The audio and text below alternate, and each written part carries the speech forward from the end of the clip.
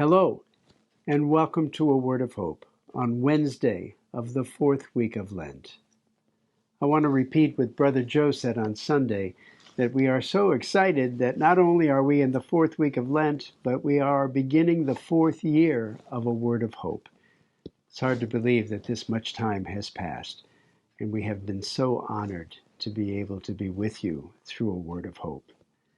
The next 2 days of readings, I'm going to deal with the awesome nature of the forgiveness of God.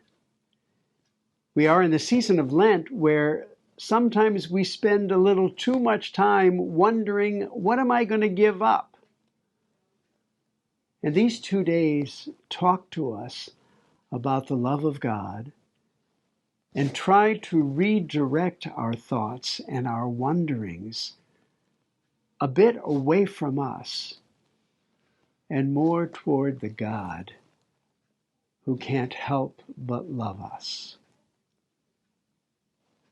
Today, in the gospel reading, we have Jesus so identifying with God that the scribes and the Pharisees go after him, making himself one with God. And I keep thinking to myself, would that we would make ourselves so much with God that people would see God when they saw us, that people would hear the voice of God when they heard our voices.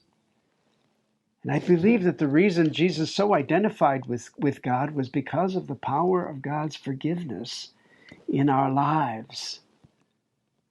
In the first reading from the prophet Isaiah, God speaks through Isaiah, telling the people how close God wants to be to them, and that God will spare them, will help them, will support them, will lift them up no matter what they endure. Now they endure some sufferings, and so they say to themselves, but God isn't with us. God has abandoned us. And at the end of that first reading from Isaiah, the prophet says, can a mother forget her infant, be without tenderness for the child of her womb? Even should she forget, I will never forget you.